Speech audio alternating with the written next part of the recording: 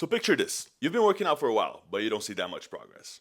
You feel like you understand training, but nothing works. You've tried bro split, you've tried push-pull legs, you've tried upper lower, name it, you've tried it. The main thing here is you need to understand the principles behind the bodybuilding matrix, or the principles to build muscle. Today we're going to talk about the first one, and that's the principle of identity. Once your goal is sharply but realistically defined, all that remains is carrying out your plan. In other words, you'll never know how good you might have become unless you try. So let's get with it. Welcome back. If you previously watched the Iron Mind series, if not, welcome. This is the series where I share everything I learned from my experience in bodybuilding, as well as the books that I'm reading. As of now, we're talking about Mike Mentzer's high-intensity training system. And today, we're going to approach the first principle in building muscle. That's the principle of identity. We've been approaching this book with very factual basis, but today's going to be the first episode where we're going to explore this in a more philosophical way. When we think about identity, we think about two other concepts, which are existence and consciousness. Basically, we're saying here, we're conscious of things that exist, and those things that exist, they have a nature. Sometimes the simplest concepts are the hardest to understand because they're so simple that we think, oh, maybe there's something behind that. But literally, if I were to ask you, out of those three images that are going to show up, which one of them is a human? What would you say?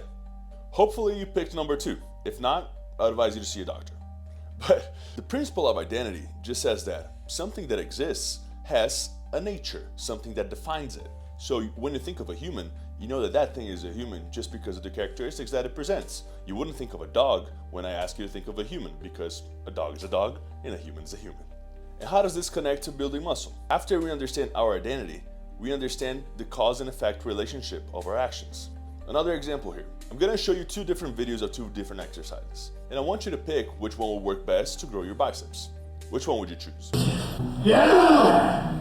Come on, get that move! Bedtime! Let's go now! Come on, let's go strong! Drive it! Bring it up! Yes! Again, hopefully you picked number one. That's because the biceps have two functions. Supinating the forearms, which just means turning it, and also flexing your elbows, which is the movement of a curl. With the simple exercise, you understand that the biceps identity makes it do two movements that are most optimal for it to work.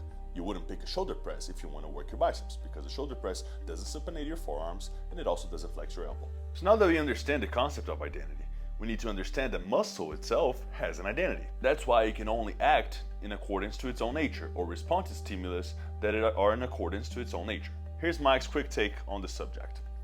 Most bodybuilders make a single mistake, a fundamental mental error, which in turn is responsible for all their other training mistakes. They fail to recognize that bodybuilding is a part of exercise science, which flows from medical science. And that science is a discipline that absolutely requires men to use a specific method of thought, logic, to gain a precise knowledge of reality, so that he can successfully achieve his goals. So for the purpose of building muscle, we're going to start by exploring the identity of the human body and then go to the identity of the human mind. In terms of anatomy and physiology, every human is essentially the same. Of course, there's always exceptions to the rule, people born with certain deficiencies and stuff like that.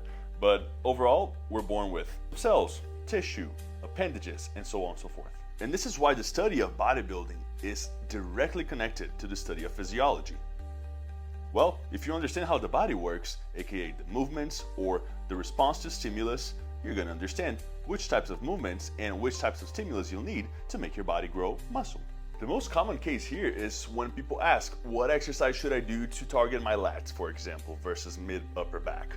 You understand the anatomy behind it and the physiology, so you're able to pick certain exercises that target those areas versus another. And what I see the most whenever I make posts online or I'm talking to people is, oh, each person responds to stimulus differently, or each exercise is going to be different for each person because they're all different. And again, while that makes sense, it's not completely true because of the principles behind it. So, like I've said before, I'm 6'6". If I were to work out with my girlfriend, who's 5'4", we're probably going to have different adjustments in a given exercise, for example. That is addressing the fact that we are different or individual. But at the same time, we can do the same exercises, hoping to target the same areas, because we are essentially the same in terms of identity, of muscle, and anatomy. And going further on the individual side of this, there might be another variation of an exercise that goes better for me because of how I'm built versus my girlfriend, right? But here we're not essentially talking about the stimulus that we need to get from the workout. that is universal because the way muscle responds to stimulus is the same across everyone. I feel like we can make a good comparison in terms of diet, for example. There are some people that are simply lactose intolerant, right?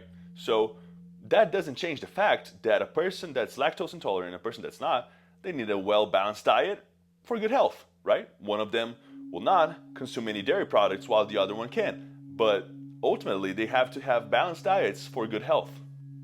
The fact that I'm 6'6" and my girlfriend's 5'4" doesn't change the fact that high-intensity stimulus is going to be the most optimal way to build muscle in accordance to Mike and his philosophy. But we already know, things can be true, but they don't have to be accepted because there's conflict in change. This is precisely what Mike argues happened, for example, in 1980. He was the main guy behind heavy duty, right? And what was the main ideology there in regards to training? High volume. And who was the person that attributed himself to it?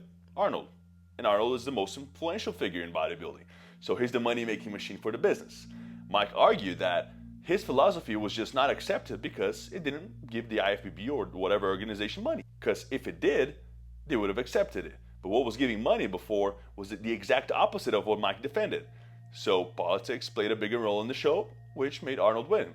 If that was fair or not, I'll leave it up to you. This is the physical component of the identity issue. You understand that something that exists has a nature and identity. And because of that, it follows specific principles, regardless of where you are in the world or anything related to it. In terms of muscle building, the high-intensity stimulus is the number one factor in increasing muscle size, in accordance to Mike's philosophy. Now, we know that bodybuilding isn't just physical at all. A lot of times it is mostly psychological. And how does identity encompass that? So in the same way that there are valid principles for someone to follow if they want to build a bigger physique in terms of muscle, there are principles that will guide you to success if your goal is to acquire more knowledge. And why is knowledge important in bodybuilding? Well, do I even have to mention it? If you want to differentiate good information from the noise, especially today, you have to acquire information, you have to learn. So, by following principles that help you learn, you're going to be able to successfully determine, oh, this makes sense, or no, this is straight up bullshit. And when it comes to the identity of the human mind, you are the ultimate authority. So, you decide whether you are going to learn and evolve or not. And again, this is something that I touched on the first video. Critical thinking is lacking these days, and it's because there's so much information all the time. We just weren't built to handle that much information. And if we're not built to handle all that information, how do you think we're going to process it? Well, you got to be very meticulous about what you understand is true and what you understand is not true. The only way you can do that is by studying and just constantly improving. Because at the end of the day, if you're not the ultimate authority over your own mind, who is it? The information that you see on Instagram? The science bro that uses 20 different handles to do a tricep extension? Or, I don't know, mainstream magazine that talks about whatever ideology that they defend because it makes them money, but you were going to believe that just because that's what they said? What Mike explores in the book in regards to the identity of the human mind is the use of logic and reason. While there is room for emotion, and we are emotional creatures, contrary to what people say, we're logic creatures, alright man, try to make a decision without involving any emotion. It's rare that people can do that, really, really rare. So if you're able to understand the nature of logic and the nature of reason, you're able to make better informed decisions. Mike, whenever it came to training, was more concerned with logic and reason than whatever the magazines needed to say.